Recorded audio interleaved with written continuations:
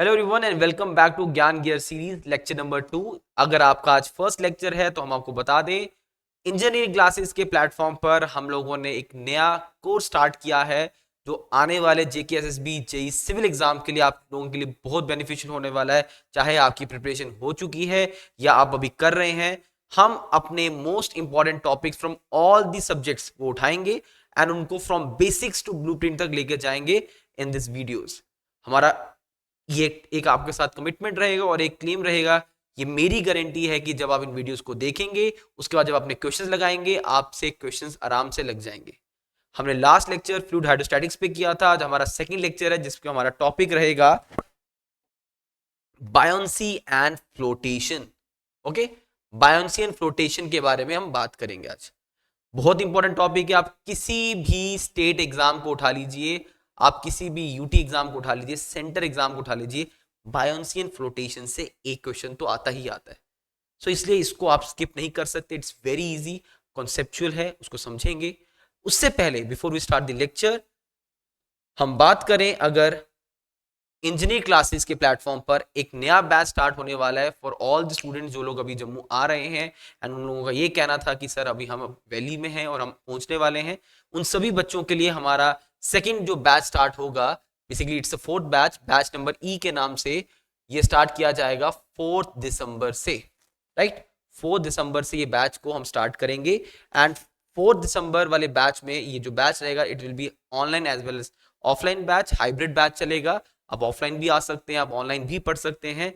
बिल्कुल from the scratch सभी subjects को करवाया जाएगा। टारगेट हमारा रहेगा 3.5 to 4 मंथ्स का प्लान। इसके अंदर हमारे सब्जेक्ट्स चलेंगे, डेली 2 सब्जेक्ट्स चलेंगे एंड हमारे जो सिलेबस के साथ साथ हमारा वीकली टेस्ट, आपका स्टडी मटेरियल, पीडीएफ्स प्रोवाइड किए जाएंगे। अगर आप एक ऑफलाइन स्टूडेंट होंगे तो आपको सारा का सारा study material hard copy form में मिलेगा। अगर आप ऑफलाइन स्टूडेंट हैं, अगर ऑनलाइन स्टूडेंट है, you will get that in PDF forms. Right, तो इसलिए अगर आपके लिए बेनिफिशियल है तो डेफिनेटली आप इन कोर्सेज को ज्वाइन कर सकते हैं। हमारे गिवन नंबर्स मैं डिस्क्रिप्शन में प्रोवाइड कर दूंगा, ऐप का लिंक प्रोवाइड कर दूंगा, आप उनको वहां से एनरोलमेंट कर सकते हैं। बट फिर भी you need any help, any query, आप हमारे गिवन नंबर्स पे मैसेज कीजिए, will help you out. Okay, so let's start with the today's topic, buoyancy and flotation. Buoyancy and flotation के कॉन्सेप्ट की अगर हम बात करें, कॉन्सेप्ट की बात करें तो एक छोटा सा कॉन्सेप्ट सबसे पहले समझते हैं। ठीक है, एक कॉन्सेप्ट समझते हैं कि सपोज ये एक पानी का लेवल है, ये एक पानी का लेवल है। ओके, तो मैं एक बॉडी बनाता हूं यहां पर, मैं एक बॉडी बनाता हूं यहां पर और एक बॉडी ऐसे बनाता हूं यहां।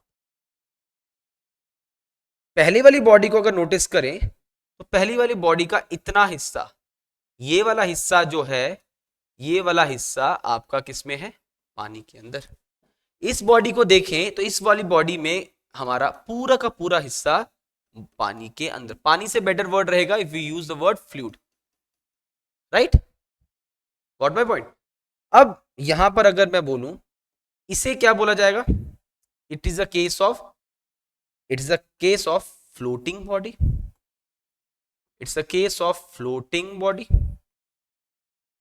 और इसे क्या बोला जाएगा? It's a case of submerged body, it's a case of submerged body. इसे फ्लोटिंग बॉडी बोला जाएगा और इसे क्या बोला जाएगा? Submerged body. बट है तो दोनों केसेस एक फ्लूइड के, ऐसा भी बॉडी हो सकती है, बॉडी ऐसे भी हो सकती है।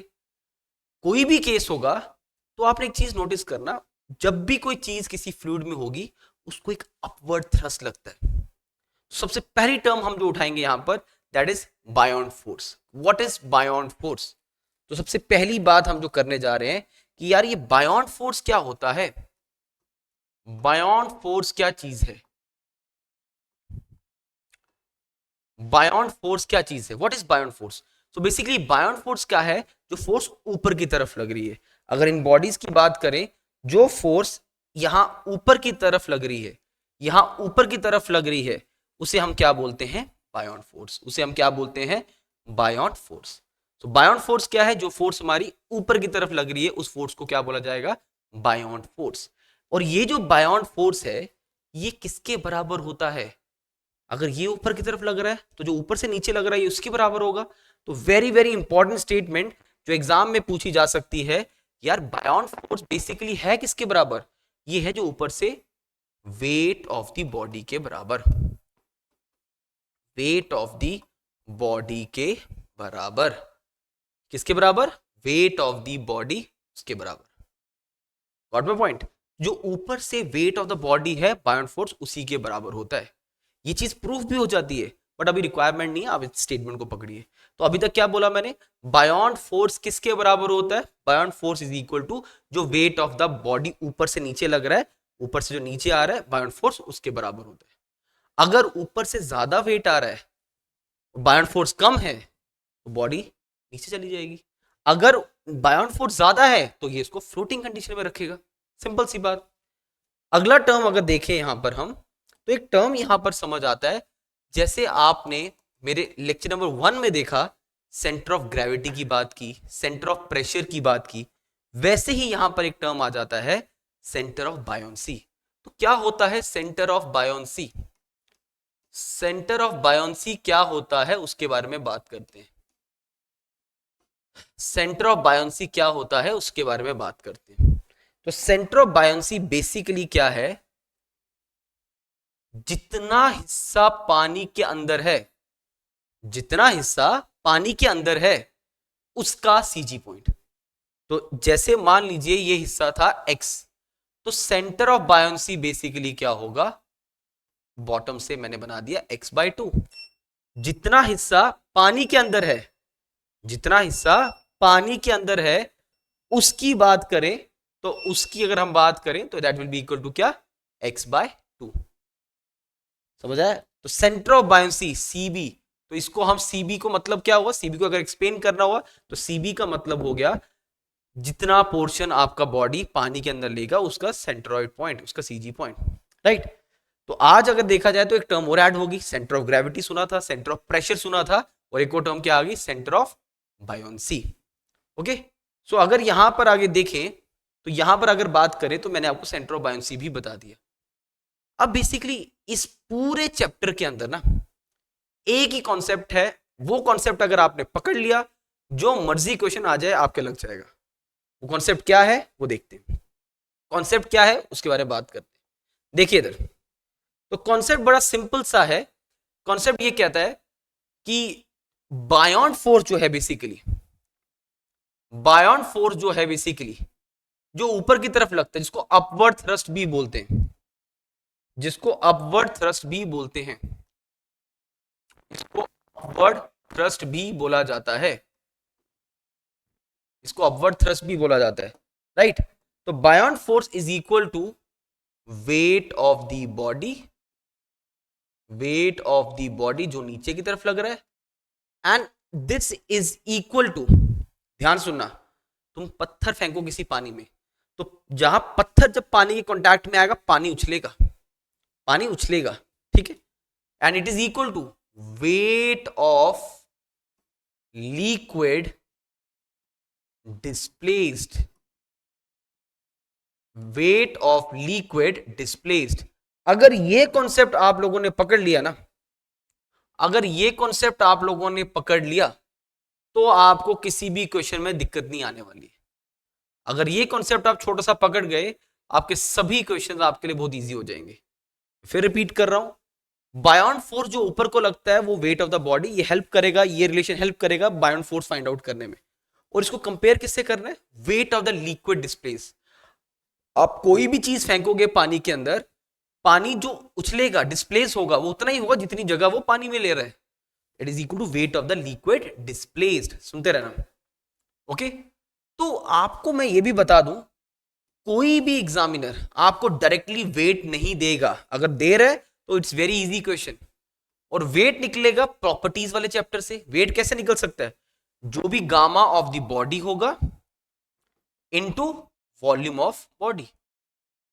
अब आपको ये कॉन्सेप्ट पता होना चाहिए, आई होप ये चीज पता होनी चाहिए, ये चीज आपको पता होनी चाहिए, ये चीज आपको पता होनी चाहिए। क्यों, क्योंकि गामा किसके बराबर होता है, gamma is equal to weight upon volume. मैंने क्या किया, मैंने इसको क्रॉस मल्टीप्लाई किया, क्या किया मैंने तो क्रॉस मल्टीप्लाई करके वेट निकाला। So gamma upon volume, sorry wait upon volume gamma के बराबर।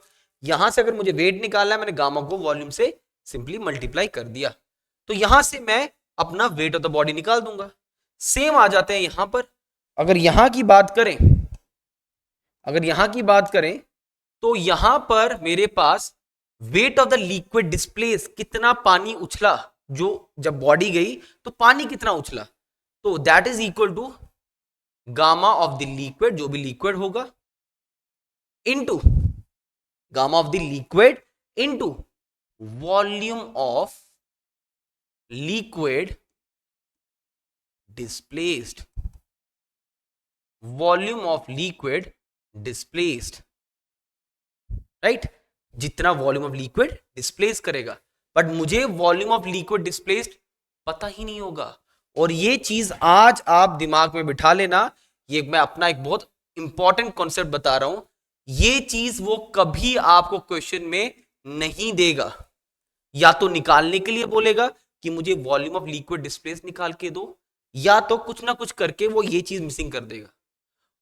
इसको किससे कंपेयर करना है? वॉल्यूम ऑफ लिक्विड उतना ही डिस्प्लेस होता है जितनी जगह वो आप जिस चीज को पानी में डाल रहे हो, फ्लूइड को बॉडी को डाल रहे हो, वो जगह ले रहे हैं। जैसे कि पिछले पेज पे चलें तो इस केस में ये जो बॉडी थी, जितनी जगह इसने ये पानी में ली, जितनी जगह इसने पानी में ली, इतना ही तो लिक्विड हटेगा। तुम पानी में छलांग मार रहे हो, पानी जो साइड जा रहा है वो कितना जाएगा, जितनी जगह तुम पानी में ले रहे हो। तो volume of the liquid displace हमेशा किसके बराबर होता है?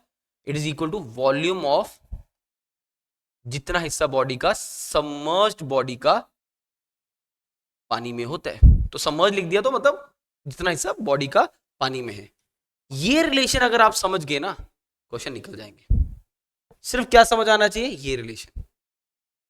बात मेरी समझ आई? अगर आपको ये रिलेशन पता है, आपके लिए it is very very easy concept. और पूरी चीज को एक बार एनालाइज करना, बायोन्सी का कोई भी क्वेश्चन उठा लो, आप आराम से निकाल लोगे। क्या बोल रहा है वो? आपको सिर्फ कंपेयर क्या करना है, बायोंट फोर्स जो ऊपर को लग रही है वो किसके बराबर होगी? वेट ऑफ द बॉडी जो नीचे की तरफ लग रहा है, and it is equal to weight of the liquid displaced. और weight of the liquid displaced को कैसे लिखेंगे? Gamma of liquid into volume of the liquid displaced. Volume of the liquid displaced को कैसे लिखा जा सकता है? Volume of the submerged body से। ये चीज हमेशा वो मिसिंग रखेगा, आपको पता होना चाहिए ये किसके बराबर होगा? Volume of the liquid, volume of the submerged body, उसके बराबर होगा। यहां से आप कुछ भी मिसिंग डाटा जो है वो फाइंड आउट कर सकते हो। आई होप इट इज क्लियर। जल्दी से एक बार इसको देख लो, देन विल स्टार्ट इसके आगे का कॉन्सेप्ट। ठीक है, ये बात समझ आ गई? क्लियर है ये चीज? ओके, तो आगे अगर बात करें कि जो मैंने बात की बायोप्सी को लेके, सपोज कभी मैं ऐसा कोई क्वेश्चन दे दूं, या आपके सामने कोई ऐसा क्वेश्चन कभी दिखाए आपको कि ये एक बॉडी है, ये एक बॉडी है, ठीक है, और ये बॉडी जो है ये दो फ्लूइड्स के बीच में पड़ी है। एक फ्लूइड ऊपर मान लेते हैं हम मरकरी है, एक फ्लूइड नीचे मान लेते हैं हम वाटर है। एक फ्लूइड ऊपर मरकरी, एक फ्लूइड नीचे वाटर, ठीक है, मरकरी ऊपर कर दिया, वाटर नीचे कर दिया। तो यहां भी मैंने ये ऊपर तक मरकरी बना दो, नीचे वाटर आ गया, ऐसे। एग्जामिनर ये बोल देता है कि कुछ परसेंट, जितना मतलब जितना मरकरी के अंदर, वो परसेंटेज भी दे के रखता है। लाइक अगर वो दे देता है कि मरकरी के अंदर ये बॉडी जितनी है, लेट अस सपोज वो है 30% ऑफ द वॉल्यूम मरकरी में, तो 70% ऑफ द वॉल्यूम किसमें है? वाटर में। क्लियर? क्लियर? वो कहता है कि ये जो बॉडी है, जो भी चीज है, ये मेटल है, इस मेटल की मुझे क्या निकाल के दो? डेंसिटी। मेटल की मुझे डेंसिटी निकाल के दो। मैं कॉन्सेप्ट डिस्कस कर रहा हूं आपके साथ अभी। मेटल की मुझे क्या निकाल के दो? डेंसिटी निकाल के दो। तो मेटल की डेंसिटी जब हम निकालने जाएंगे, मेटल की डेंसिटी जब हम निकालने जाएंगे, तो मेरे को सिंपल दिमाग में आना चाहिए बायोन्सी कॉन्सेप्ट, जो आर्किमिडीज प्रिंसिपल के ऊपर बेस्ड है। उस कॉन्सेप्ट को दिमाग में लाना है। हमने कहना है सिंपल सी बात कि भाई बायोन फोर्स लगेगा ऊपर की तरफ, और ऊपर से नीचे क्या लग रहा होगा? इसका वेट। पहले इनको कंपेयर करेंगे कि बायोन फोर्स जो है दैट इज इक्वल टू, जो लग रहा है ऊपर की तरफ, it is equal to weight of the body. तो पहले यहां से निकाल लेता हूं buoyant force. Weight of the body दिया तो है नहीं, तो हमें यह पता है गामा ऑफ द मेटल जो मुझे निकालना है into volume of the body. Volume of the body को मैं V मान लेता हूं, ठीक है। चलो इसको मैंने इक्वेशन नंबर 1 कर दिया। साथ ही साथ मुझे यह भी पता है कि बायोन फोर्स किसके बराबर होता है, weight of liquid displaced, weight of the liquid displaced के बराबर होता है। तो बायोन फोर्स को मैं यहां लिख देता हूं कितना, gamma of the metal into volume, right. और ये किसके बराबर होगा, वेट ऑफ द कितना लिक्विड डिस्प्लेस्ड हुआ। लेकिन लिक्विड तो दो आ गए ना, तो दो वेट्स लेंगे। तो वे दो वेट्स में क्या आएगा, एक आएगा वेट ऑफ मर्क्यूरी डिस्प्लेस्ड, दूसरा wait of water displaced, weight of water displaced, right. Mercury कितना डिस्प्लेस कर रहा है, वाटर कितना डिस्प्लेस कर रहा है, दोनों की बात करेंगे। तो यहां पर अगर देखें गामा ऑफ मेटल इनटू इसका volume, weight of mercury displaced, weight तो दिया नहीं है, वॉल्यूम ऑफ द मर्क्यूरी, देखते रहना, volume of the mercury, technically क्या लिखना था, volume of the mercury displaced. Technically क्या आना था यहां पर, वॉल्यूम ऑफ, जब ये हिस्सा गया होगा तो कितना मर्क्यूरी साइड हुआ, volume of mercury displaced, plus आगे gamma of water into volume of water displaced, water displaced, ठीक है, वॉल्यूम ऑफ वाटर डिस्प्लेस्ड, यही आएगा वॉल्यूम ऑफ वाटर डिस्प्लेस्ड। अब बात ये आती है कि भाई साहब मुझे कभी ये तो पता ही नहीं चलेगा कि कितना मर्क्यूरी डिस्प्लेस होगा, बट मुझे ये पता था इस बॉडी का कितना हिस्सा, इस बॉडी का कितना हिस्सा, इस बॉडी का कितना हिस्सा मर्क्यूरी में है। जितना हिस्सा मर्क्यूरी में होगा उतना ही तो डिस्प्लेस करेगा, तो वो कितना हिस्सा है, 30%। तो ये वैल्यू किसके बराबर होगी, 0.3 टाइम्स ऑफ V, और ये वैल्यू किसके बराबर होगी, 0.7 टाइम्स ऑफ V। इक्वेशन आपके सामने है, आप मेटल का गामा आराम से निकाल लो, डेंसिटी आराम से निकाल लो। आया समझ। इस टाइप के क्वेश्चंस आपको पेपर में आराम से बन सकते हैं। इस टाइप का क्वेश्चन पेपर में पूछ सकते हैं आपसे कि मुझे किसी मेटल की डेंसिटी निकाल के दो, तो you have to compare this concept. यहां से आपको आंसर निकालना है। फंडा एक ही है पूरे चैप्टर में, वो क्या, बायोन फोर्स। मेरे हाथ देखना, बायोन फोर्स जो ऊपर को लगेगा, वेट ऑफ द बॉडी, इससे बायोन फोर्स निकाल लो, फिर इसको कंपेयर किससे करो, wait of the liquid displace से, आंसर आ जाएगा। कोई भी मिसिंग डाटा होगा आप आराम से निकाल लोगे, ये मेरी गारंटी है, क्वेश्चन आराम से निकलेगा। प्रैक्टिस आपको करना पड़ेगा। नेक्स्ट देखते हैं, नेक्स्ट चलते हैं आगे। अगला टर्म देखिए। अब बात करते हैं यहां से, अगर हम और कोई एग्जांपल लेते हैं, हाँ एक और एग्जांपल दिमाग में आया है, वो लेते हैं। अगर कुछ इस तरह का क्वेश्चन कभी आ जाए, परसेंटेज इंटरफेस, परसेंटेज इंटरफेस निकाल के दो, ठीक है, परसेंटेज इंटरफेस निकाल के दो। ओके देखिए, परसेंटेज इंटरफेस निकाल के दो, अगर ऐसा कोई बोलता है, मतलब क्या हुआ, सपोज ये एक बॉडी थी, उसके बाद इसमें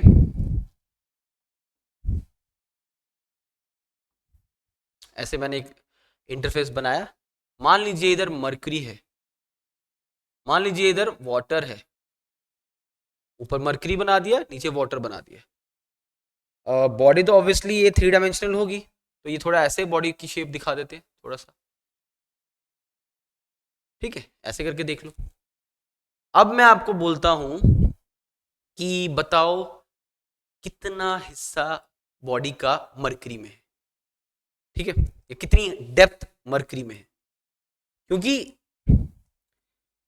ये जो 2 डायमेंशन है ये तो सेम रहेंगे, ये डायमेंशन भी जो है और ये डायमेंशन भी जो है, ये दोनों डायमेंशन तो ऊपर भी है नीचे भी है, बात समझ आई। अगर इसको L मान लो, इसको B मान लो, फर्क किस में आएगा, इसकी हाइट और इसकी हाइट में। ये दोनों बार वेरी होगा। अगर मैंने इसको x माना तो इसको मैंने h माइनस एक्स मान लिया। अगर मैंने ऊपर वाली हाइट को x माना तो नीचे वाली हाइट कितना हो जाएगा, h माइनस एक्स। बराबर है, ये समझ आ रहा है, आराम से समझ आना चाहिए ये कॉन्सेप्ट। अगर ऊपर वाले को मैंने x मान लिया, नीचे वाले को मैंने h माइनस एक्स मान लिया। आपको ये भी क्वेश्चन आ सकता था कि मुझे ये हाइट निकाल के दो, कितना हिस्सा मरकरी में है या कितना हिस्सा वाटर में है। उस केस में ना examiner has to give you the density, ये उसको देना पड़ेगा आपको मेटल का, ये चीज उसको प्रोवाइड करनी पड़ेगी, राइट, ये चीज उसको प्रोवाइड करनी पड़ेगी। तो बात आगे करें, क्या अप्रोच लगाएंगे? आप बोलो सर वही तो जो सिखाया आपने वही तो अप्रोच लगेगी। तो क्या सिखाया मैंने सिखाया बायोन फोर्स जो ऊपर को लगेगा सबसे पहले उसको किसके बराबर करेंगे, वेट ऑफ बॉडी के बराबर। Buoyant force is equal to weight of the body, मतलब gamma of the body, b for body into total volume. Clear? एक इक्वेशन नंबर 1 कर देते हैं।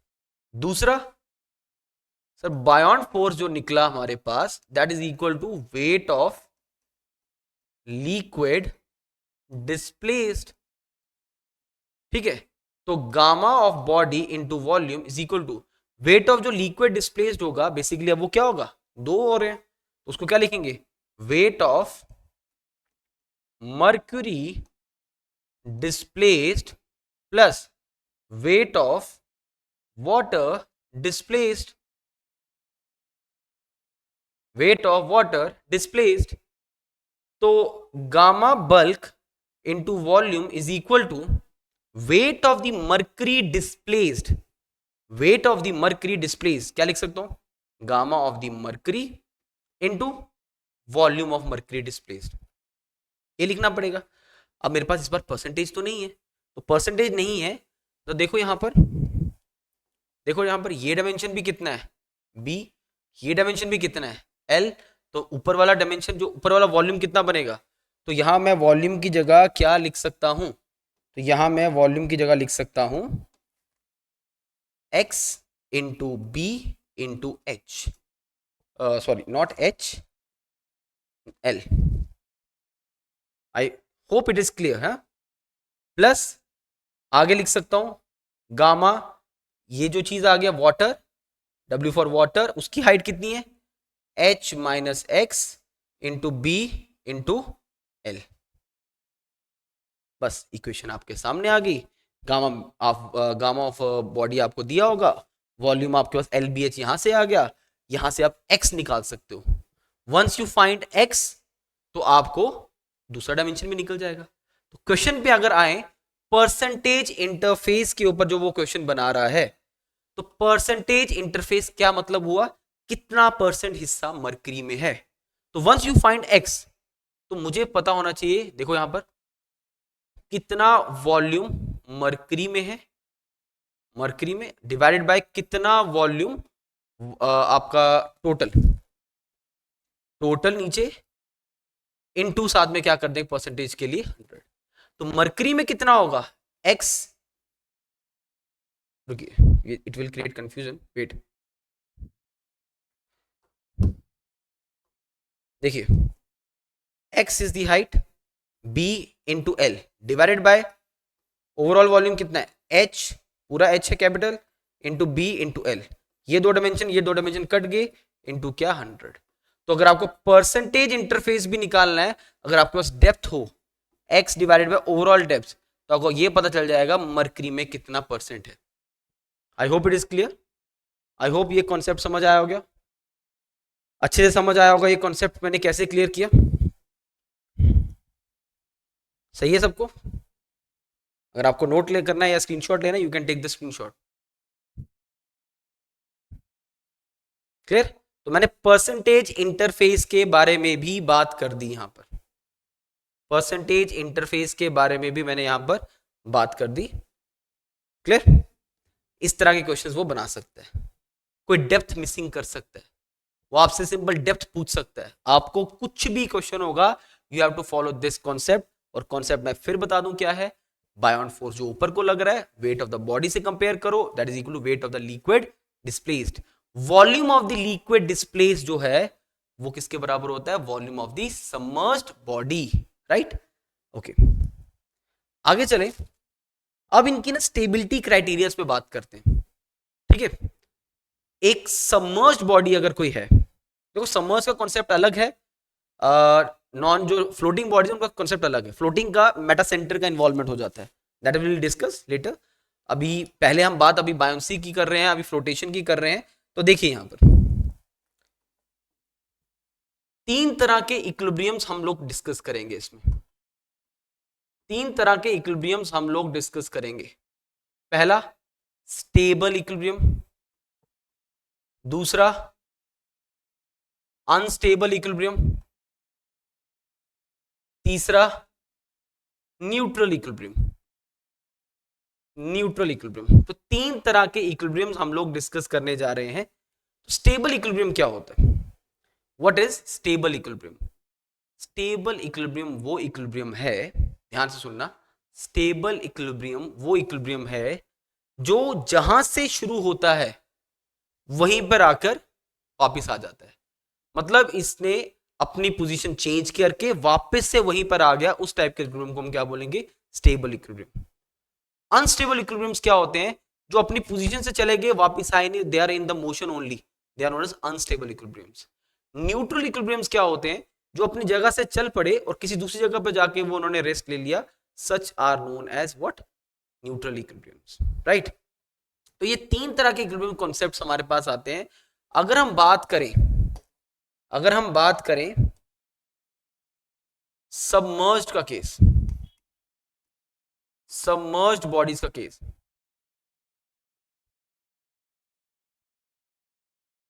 सबमर्ज्ड बॉडीज का केस डिस्कस करें, सबमर्ज्ड का केस डिस्कस करें, तो सबमर्ज्ड के केस में सपोज मैं आपके सामने कुछ ऐसा कॉन्सेप्ट बनाऊं, ये कोई बॉडी बनाई मैंने, इस बॉडी को देख के ही समझ आ रहा है इसका ज्यादा मास नीचे की तरफ होगा, तो इसका मतलब ये नीचे से ज्यादा हैवियर है। जैसे आपने अगर कभी पंचिंग बैग्स देखे होंगे जिनको आप हिट करते हो, वो टिल्ट होके वापस पोजीशन पे आ जाते हैं, तो वही टाइप का उसमें क्या होता है बेसिकली, उन टॉयज में या उन मशीन्स में या उन इक्विपमेंट्स में नीचे की तरफ ज्यादा मास होता है, तो वो टिल्ट होके वापस से आ जाता है उसी पोजीशन पे। तो अगर मेरे को एग्जाम्पल देनी है आपको और समझाना है सबमर्ज्ड में case of stable equilibrium, in the case of submerged bodies, अगर सेंटर ऑफ ग्रेविटी नीचे है, अगर सेंटर ऑफ ग्रेविटी नीचे है, मतलब ये ऐसे धक्का मारा नीचे की तरफ, और बायोंसी ऊपर की तरफ है, अगर बी ऊपर की तरफ है, it is the case of stable equilibrium, it is the case of stable equilibrium. तो स्टेबल इक्विलिब्रियम के केस में G should be below B, G हमेशा नीचे होना चाहिए एज कंपेयर टू क्या? B, G should be what? Below B। अगर G नीचे है B ऊपर है, it is a case of क्या? Stable equilibrium. नोट कर लेना बच्चों, इस चीज को नोट कर लेना कि स्टेबल इक्विलिब्रियम के केस में आपका जो G है that should be below B। Case कौन सा चल रहा है? केस चल रहा है हमारा सबमर्ज्ड का केस। लेकिन यही बात अगर इस तरह की फिगर हो, अगर इस तरह की फिगर हो,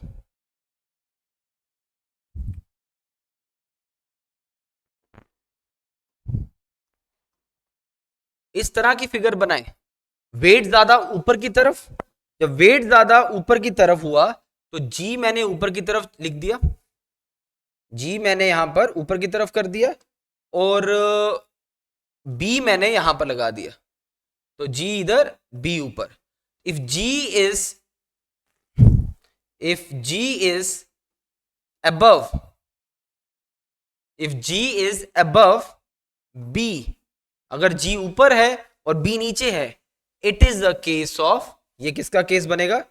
it is the case of unstable equilibrium, it is the case of unstable equilibrium. आप लोग एक चीज याद रखना बच्चों कि अगर जी नीचे है बी ऊपर है, it is the case of stable equilibrium, बाकी ऑटोमेटिकली उल्टे ही होंगे, ठीक है।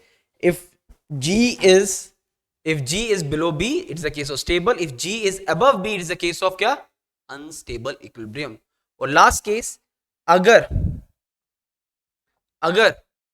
g and b coincides, अगर g और b coincide करता है, that is the case of, वो किसका केस है, that is the case of neutral equilibrium. ये तीनों बातें सिर्फ और सिर्फ कब वैलिड हैं, जब मैं सबमर्ज्ड बॉडीज की बात कर रहा हूं। फ्लोटिंग बॉडीज में अलग हो जाएगा कॉन्सेप्ट, फ्लोटिंग बॉडीज में कॉन्सेप्ट बिल्कुल अलग है, उसमें मैं मेटा सेंटर के बारे में बात करूंगा, वो भी डिस्कस करेंगे। पर अभी ये चीज समझना कि ये किस चीज की बात हो रही है, it is a case of submerged bodies. तो सिंपल सा फंडा, तो अगर न्यूट्रल की बात करें, न्यूट्रल के केस में जी और बी एक ही जगह पर होंगे। So what are the conclusion points? Conclusion points देखें अगर हम, तो मेरे पास कंक्लूजन पॉइंट्स क्या आ रहे हैं। पहला point, G is below B case submerged का, इट इज स्टेबल केस।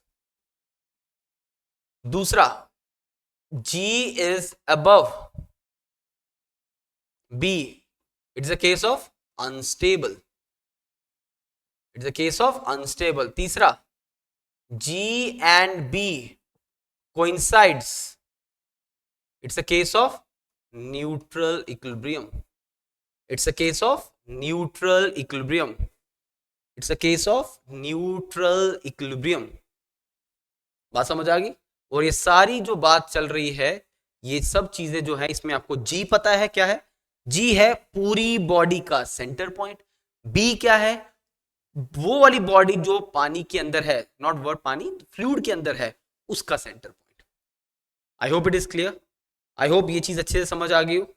यहां पर हमने बायोंसी का कॉन्सेप्ट डिस्कस किया, और बायोंसी को कंक्लूड करना हो तो बायोंसी को कैसे कंक्लूड करेंगे बेटा, बायोन फोर्स, मतलब जो फोर्स ऊपर की तरफ लगती है।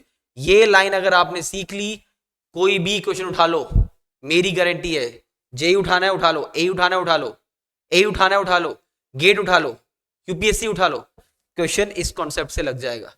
सबसे पहले आप क्या करोगे, वेट ऑफ बॉडी से उसको कंपेयर करोगे, वेट ऑफ द बॉडी नीचे की तरफ लग रहा है, and that is equal to किसके बराबर, वेट ऑफ लिक्विड डिस्प्लेस्ड। लेकिन जब ये वेट ऑफ लिक्विड डिस्प्लेस्ड मैंने लिखा, इसमें मैं ये चीज बोल सकता हूं, इसको gamma of liquid into volume of liquid displaced. लेकिन वॉल्यूम ऑफ लिक्विड डिस्प्लेस्ड हमारे पास नहीं होता है, और ये किसके बराबर होता है, it is equal to volume of submerged body, volume of submerged body. Submerged body हमारे पास होता है, सबमर्ज्ड बॉडी हमारे पास होता है, वो हम आराम से कर सकते हैं। सबमर्ज्ड बॉडी हमारे पास होता है, वो चीज हम आराम से कर सकते हैं। आई hope it is clear, I hope ये चीज समझ आ गई हो आपको। तो आज के लेक्चर में हमारा मेन फोकस था आपके बायोंसी के कॉन्सेप्ट के ऊपर। इसी प्रिंसिपल को हम आर्किमिड्स प्रिंसिपल भी बोलते हैं, आर्किमिड्स प्रिंसिपल पे ये कॉन्सेप्ट चलता है, right. I hope it is clear. Next lecture में हमारा जो टारगेट रहेगा, जो हम नेक्स्ट वीडियो बनाएंगे, उस वीडियो में हम डिस्कस करेंगे अबाउट मेटा सेंटर्स के बारे में। सो मेटा सेंटर्स को हम नेक्स्ट वीडियो में डिस्कस करेंगे, आप उसके बारे में पढ़ना चाहें तो पढ़ सकते हैं। लेकिन बायोंसी के क्वेश्चन जितने भी हैं, फ्लोटेशन तो मेटा सेंटर के अंडर ही आता है ना, वो क्वेश्चन अभी नहीं लगेंगे, वो will discuss in the next lecture. I hope ये लेक्चर आपको अच्छे से समझ आया हो, एंड आई होप कोई भी क्वेरी हो, feel free to ask at me any time, कभी भी पूछ सकते हो, कमेंट सेक्शन में मैसेज कर सकते हो, ड्रॉप कर सकते हो कि कोई भी क्वेरी हो, I will be taking your doubts discuss करूंगा। अब हमारे टेलीग्राम चैनल को फॉलो कर सकते हो, टेलीग्राम का लिंक डिस्क्रिप्शन में प्रोवाइडेड है, किसी भी सोशल मीडिया प्लेटफॉर्म पे हमारे साथ कनेक्टेड हो सकते हैं। और अगर आपको प्रिपरेशन करनी है तो हमारे नए बैचेस ज्वाइन कर सकते हैं, हमारे ऑलरेडी रनिंग बैचेस हैं, हमारे रिकॉर्डेड कोर्सेज अवेलेबल है हमारी ऐप पे, ऐप का लिंक डिस्क्रिप्शन में प्रोवाइडेड है, आप जाके वहां से उसको डाउनलोड कर सकते हैं। इस टाइम पर मैं सभी स्टूडेंट्स को यही चीज बोलूंगा, इतना बड़ा चांस जो अभी ऑलरेडी पीछे था, उसके बाद ये सेकंड अपॉर्चुनिटी मिल रही है आपको, तो इतना बड़ा चांस फिर नहीं मिलेगा। So don't waste this opportunity, जितना हो सकता है उतना अपना पढ़ना स्टार्ट कर दीजिए। अगर आपको लगता है कि you have done your part, आप टेस्ट देना स्टार्ट कर दीजिए। मेरे कहने पर कभी भी 20 क्वेश्चन टेस्ट, 30 क्वेश्चन टेस्ट पे मत फंसिएगा।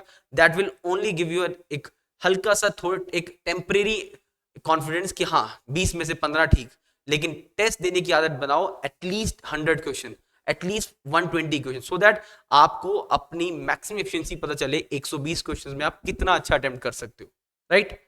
सो कोई भी डाउट हो, कुछ भी हो, डायरेक्टली हमारे साथ कनेक्ट कीजिए और अपने डाउट्स को क्लियर कीजिएगा। Thank you students, keep learning. जय हिंद, जय भारत।